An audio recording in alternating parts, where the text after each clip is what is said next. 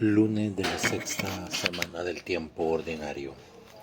Lectura tomada del libro del Génesis capítulo 4 versículos del 1 al 15 y 25. Salmo 49. Lectura del Santo Evangelio según San Marcos capítulo 8 versículos del 11 al 13. Gloria a ti, Señor. Vinieron los fariseos y empezaron a discutir con Jesús. Querían ponerlo en apuros y esperaban de él una señal que viniera del cielo. Jesús suspiró profundamente y exclamó: ¿por qué esta gente pide una señal? Yo les digo que a esta gente no se le dará ninguna señal. Y dejándolo subió a la barca y se fue al otro lado del lago. Palabra del Señor, gloria y honor a ti, Señor Jesús. Queridos hermanos, en este día lunes hemos escuchado del libro del Génesis el hermoso relato del primer fratricidio, del primer asesinato entre hermanos, Caín y Abel, los primeros hijos de Adán y Eva. Caín era un jornalero, alguien que cultivaba la tierra, alguien que utilizaba mucho sus fuerzas, su coraje, y Abel era un criador de ovejas, un criador de ganado. Ambos presentan a Dios una ofrenda. Esta ofrenda agrada a Dios, la de Abel, y no así la de Caín. ¿Por qué las ofrendas muchas veces no le agradan a Dios? Es por la forma o la manera en que se las entregamos a Dios. Por ejemplo, si tú le haces una promesa a Dios de ir a visitarlo a algún lugar, ir a visitar una imagen, ir a visitar un santo, y le prometes a Dios el hacerlo, pero, cuando ya estás a punto de llegar a esas fechas y te angustias y te afliges porque no encuentras cómo hacer para ir hasta ese lugar, y muchas veces te aprovechas de esa situación, te aprovechas de los hermanos, de las personas. En el fondo, Dios no le agrada eso. Como tampoco Dios no le agrada que muchas veces suframos ante ese tipo de situaciones. ¿Por qué? Porque a Dios le agrada que nosotros, cuando vamos a darle algo, se lo demos de corazón. Se lo demos con un corazón generoso, bondadoso, sin poner obstáculos a esa generosidad que vamos a tener con Dios al cumplir una promesa hecha a Él. Y por eso, queridos hermanos, la ofrenda que a Caín le entrega a Dios no es grata a sus ojos, porque posiblemente Caín, con su enojo, con su molestia, con su día a día, con problemas, con situaciones, le entrega de mala gana lo que le ofrece a Dios. Le ofrece con desánimo, con desaliento lo que le agrada a Dios. Abel, por el contrario, posiblemente entre sus muchas debilidades, entre muchas situaciones que él ha vivido, pues agrada a Dios sabiendo que entrega no solo lo mejor, sino también que entrega de corazón lo que le va a dar a Dios, sin poner por en medio de esa ofrenda a otras personas, a otras situaciones, a otros momentos.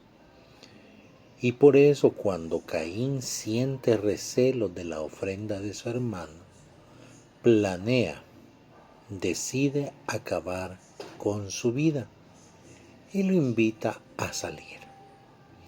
Quiero decirles, queridos hermanos, que no solo utilicemos las dos figuras de Caín y Abel, sino que utilicemos esas dos figuras en nuestra vida diaria. ¿Cuántas veces delante de Dios somos como Caín, que queremos asesinar a nuestro hermano, que queremos acabar a nuestro hermano, no solo físicamente, sino también espiritualmente?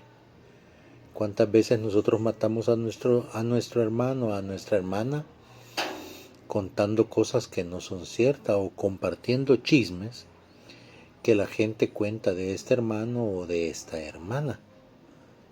Ese es nuestro lado Caín que muchas veces nosotros tenemos. ¿Por qué? Porque somos capaces de entregar, sea como sea, la vida de nuestros hermanos a cualquier situación que se ponga de manifiesto el egoísmo, el odio y el rencor en contra de aquel hermano tuyo o en contra de aquella hermana tuya. Llámese hermano o hermana, de familia, de comunidad, de grupo, etcétera, etcétera. Pero también muchos de nosotros tenemos ese lado de Abel. El lado de Abel, somos generosos, bondadosos, damos lo mejor de nosotros mismos sin esperar nada a cambio, damos lo de nosotros sabiendo que Dios le agrada y que Dios nos recompensa, pero también nos toca morir por sacrificio de aquellos que guardan rencores, guardan odios, como ya les decía. Pero Dios hará justicia en todo momento. Y este trozo del libro del Génesis es acerca de la justicia, no del fratricidio. Porque cuando Caín se presenta ante Dios, le pregunta por su hermano Abel. Y Caín, de una manera muy eficaz, como lo hace Adán cuando le pregunta si ha comido del árbol del bien y del mal, y le dice: la mujer que me diste como compañera me dio ese fruto. La mujer, cuando se ve cuestionada, le tira la piedrita a la serpiente. Igual sucede con Caín. Cuando le pregunta por su hermano Abel, Caín de inmediato le dice: ¿acaso soy yo el guardián de mi hermano? ¿Acaso tengo yo que andarlo cuidando? ¿Acaso tengo yo que estar pendiente de él? Y ahí es donde Dios se da cuenta de lo que ha hecho. No es que se dé cuenta, sino que Dios toma aquella actitud de Caín como un darse cuenta de que el ser humano, en su debilidad y en su pequeñez, muchas veces no acepta las consecuencias de sus actos. ¿Cuántas veces nosotros no aceptamos las consecuencias de nuestros actos? Y muchas veces se nos hace más fácil limpiar nuestra conciencia diciendo: no fuimos nosotros, sino echándole la culpa a otro, o haciéndonos los desentendidos por el velar o cuidar por nuestros hermanos. Y entonces Dios le dice: desde la tierra donde derramaste la sangre de Abel, desde ahí clama justicia. Esto quiere decir que Dios es un Dios justiciero. Y que a pesar de que muchas veces las personas piensan que Dios no hace justicia, Dios tarde o temprano hace justicia sobre aquello que haces en contra de tu hermano. Y por eso muchos de nosotros debemos de tener cuidado con lo que hacemos en contra de nuestro hermano. Caín recibe un castigo muy fuerte. Serás errante y peregrino y vagarás por todo el mundo. Fíjense que este castigo es bien interesante, porque cuando nosotros en nuestra vida muchas veces cometemos ese error de odiar a nuestro hermano, de hablar de nuestro hermano, de unirnos a chismes en contra de nuestro hermano, andamos como errantes, andamos perdidos, andamos sin sentido en nuestra vida. Y por eso ustedes se pueden dar cuenta de muchos hermanos que ustedes conocen y saben que han sido partícipes o iniciadores de ciertos comentarios con los hermanos, que de repente su vida se transforma y comienzan, en lugar de ser libres, comienzan a ser prisioneros. en lugar de ser personas bien centradas, comienzan a ser y a cometer situaciones que no van desde sus principios cristianos. Muchos más se enferman y les caen enfermedades bastante graves. ¿Por qué? Porque lastimosamente no reconocen su pecado, no lo hacen, y entonces el castigo que Dios le da a Caín, según el trozo del libro del Génesis, es un castigo que aún permanece vigente. Y por eso nosotros debemos de tener cuidado qué actitudes tomamos en contra de nuestro hermano. ¿Qué actitudes tomamos en contra de nuestro hermano para deshacernos de él? No necesitas ahorcar o asesinar a tu hermano físicamente. Muchas veces lo haces de palabras, lo haces con actitudes, lo haces con comportamientos. Y por eso el Evangelio de Marcos, cuando Jesús, la gente se pone a discutir con él que quiere una señal, Jesús dice, miren, a esta gente, para esta gente no habrá señales. ¿Por qué? Porque cuando tú cierras tu corazón, cuando tú cierras tus pensamientos, cuando tú cierras todo tu ser, no eres capaz de contemplar la necesidad del otro. Y muchas veces Dios permite no ver la necesidad del otro, no ver las condiciones del otro, para ver qué tan capaz eres de abrir los ojos de tu alma, para ver la situación que tu hermano está viviendo, que tu hermana está viviendo, para ver si de una u otra manera tú le ayudas y le apoyas. Pero como ustedes saben, hermanos, es bien complicado abrir los ojos de nuestra alma. Y a veces cuando los hermanos están pasando momentos difíciles, situaciones adversas, de todo tipo, de toda índole, muchas veces no nos damos cuenta y a veces cuando ese hermano llega, ¿verdad? Y nosotros le podemos ayudar, le podemos brindar una mano, nosotros somos bien campeones y le decimos, ¿verdad? A ese hermano, a esa hermana, ¿y por qué nunca nos dijo? ¿Y por qué nunca dijiste la situación que estabas pasando?